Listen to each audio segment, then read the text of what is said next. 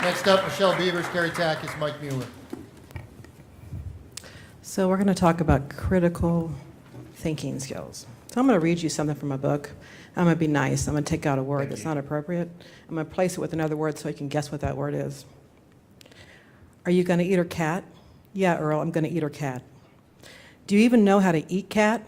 No, but he did teach me how to eat the other end of the spectrum of that, what that cat would be. I would teach you some cat eating techniques, but it's a little complicated. Son, I have the time for that. I got like 20 cats over here I need to eat. You telling me now that you can look at some chests, get a hard something, look at some dude's funky D word, and get another hard on, oh, excuse me, I'm sorry, that shouldn't have slipped out. You got to tell me that for real. So we need that critical thinking skill for our children. That's in 15 of our schools right now, 15. 5 of them are junior highs, 12-year-old kids. 12-year-old kids are reading this material. I don't know where to go if we can't agree that that's not appropriate. Do you want to talk about what the taking the librarians out means? It means we don't have a conflict of interest. When a librarian first gets your material and you go through informal review, that librarian has to decide to keep that book or get rid of that book. If they keep that book and it goes to formal review, now we have librarians sitting around a table judging that librarian who decided to keep it. That's not fair. That's why it's considered a conflict of interest, because they either have to throw their peer under the bus or they have to do the right thing and get rid of this book. So that's what that conflict of interest, because people don't seem to understand what that means. That's why we have 5 parents, and the DOE says, their guidance says, err on the side of caution. Err on the side of caution. If we think for a minute that this isn't appropriate, it should not be in our school. That's what that means. So yes, they can read that, they can look at that training that I helped develop for the DOE, and they can look at that and see that err on the side of caution. As a parent, you have everything you need to know about how to err on the side of caution. We don't need a librarian to sit on that board and make that decision. They've already made the decision that that book is good. They've already had that chance to get rid of that book. It's our turn. You want to talk about screaming excellence? I don't think this is an excellent idea to put this kind of material in our kids. And this is just one book. We have a lot more books. We haven't even submitted all the books that we have to get off these shelves. We need to get them off now. By the way, this book is gay. I found an ebook now in your system. It's hidden. I don't think you're aware of that quite yet. There is an ebook of This Book is Gay. Oh, and by the way, that book that I did read is also ebook form, which means all librarians can pretty much grab that book if they're junior high and high school, because it's several copies of that ebook. Thank you. Thank you, Ms. Beavers. Carrie Takis, Mike Mueller, Paul Roud, Jessica Boyle. Boyko? Sorry, handwriting's not so nice. Shout out to all the military families. It's not easy for the kids to pack up and move their whole life. My kids have had to do it. It wasn't always fun, but it's been an adventure. Y'all are awesome for sacrificing everything that you do. One of my students had dyslexia. She was diagnosed in 1st grade. Her teachers helped her, and I downloaded a font specially made for people with dyslexia so that she could get over it.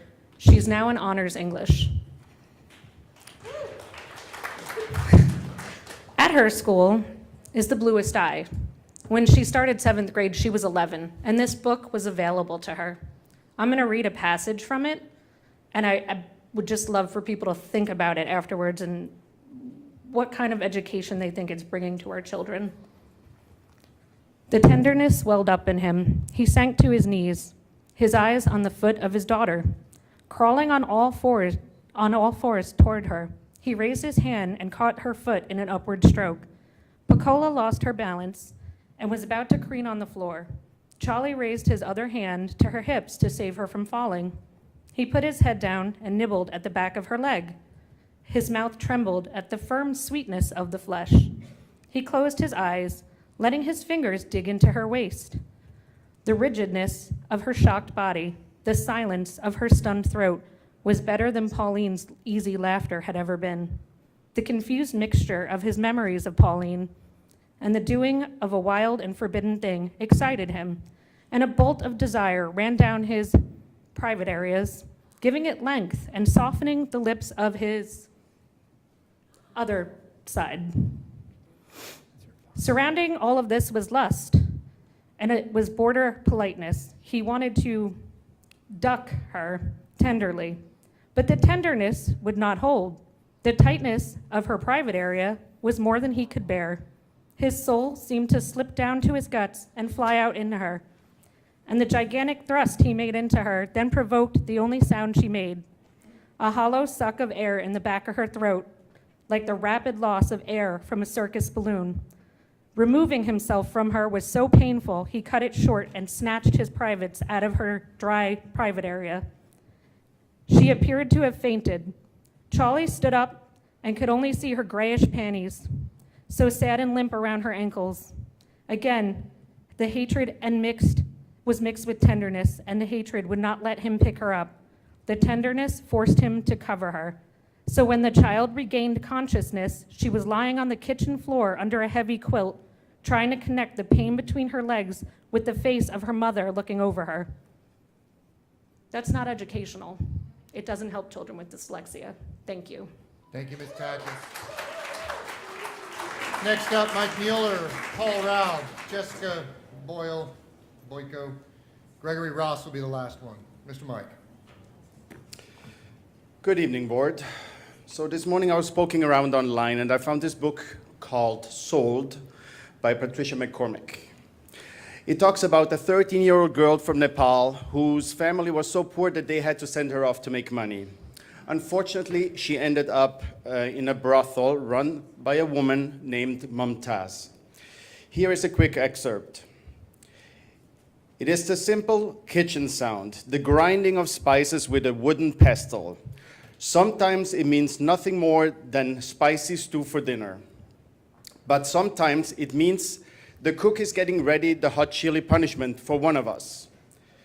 And then it is a sound that turns even the hardest woman here into a whimpering child. Because it means that someone has crossed Mumtaz, the woman that runs the brothel, that Mumtaz will smear the chili on a stick and put it inside the girl.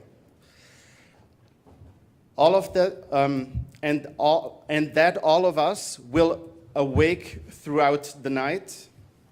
That all of us will be awake throughout the night listening to the girl moan, end quote. This book is listed at Barnes & Nobles, I did a little research, for children appropriate for age 12 to 17. One of my kids goes to the Laura Middle School, and this book is available at their library. I think I know best what's good for my kid, and I know for a fact that the intellectual and emotional maturity is not there yet to deal with subjects such as psychological and physical abuse, rape, and prostitution. This book is accessible to our kids, and parents would never find out if their kid read it at school. I have no problem with this book being read by an adult who can understand and properly process these subjects. I'm sure this is a great book for a public library, but it has no business of being in a school library. Please vote in favor of changing the vetting process for books so that books like this one can be removed swiftly from our libraries. Thank you very much. Thank you, Mike. Mr. Paul Rao, please. Jessica and Gregory are up next.